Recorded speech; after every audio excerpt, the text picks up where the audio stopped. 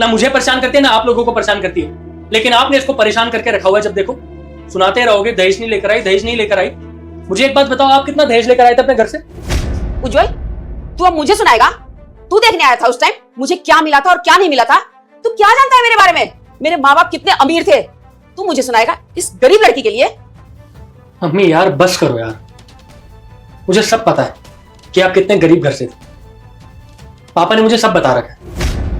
अगर सोचो उस टाइम पर दादी आपके साथ ये सब करती तो आपको कैसा लगता? तो पापा ने सब कुछ कमा लिया है, सारी चीजें बना लिया है, आपको वो ओहदा दे दिया है, इसलिए शायद आप अपनी बहू से वैसी बात कर रहे हो जो कि आपको नहीं करनी चाहिए। उस बेचारी के जो भी हालात थे शादी से पहले, जो भी उनकी घर में गरीबी रही हो, कुछ भी रहा हो, वो हमारे घर की बहू है। माँ बाप ने अपनी बेटी दे दी और आपको चाहिए कि वो दहेज भी दे। ये पुराने ख्यालात को त्याग दो, दुनिया बहुत आगे जा चुकी है। मैं वो इंसान नहीं बनना चाहता जो दहेज के पीछे अपनी बीवी को मारे पीटे, उसको घर से बाहर निकाल दे। और ना मैं कभी ऐसे पैसे लेना चाहता। और वैसे भी मम्मी, अगर मुझे दहेज मिलता भी ना, मैं तो भी नहीं लेता। मेरा भी ज़मीर है, जिंदगी जीने के कुछ असूल हैं। कल को मेरी बेटी की शादी होगी ना, मैं तब भी दहेज नहीं दूंगा, और अगर बेटे की हुई तो लूंगा भी नहीं। बेटा, मैं तो बस घर के लिए ही बोल रही थी कि घर में 2 पैसे आएंगे तो तेरी मदद हो जाएगी, अब इसीलिए। मम्मी, जो है मेरी मदद के लिए आप चीजें कर रहे हो ना, उससे मेरी मदद नहीं होगी, उससे बल्कि घर के कलेश बढ़ेंगे।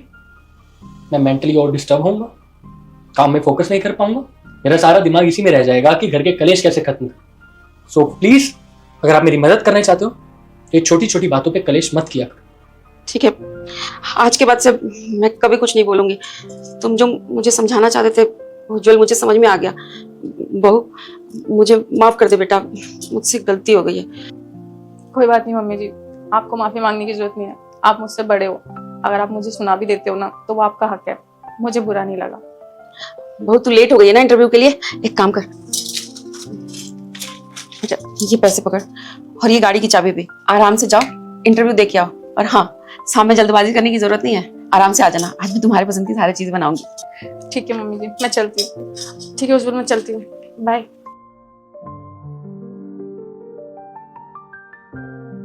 लड़की इंटरव्यू देने चली जाती है।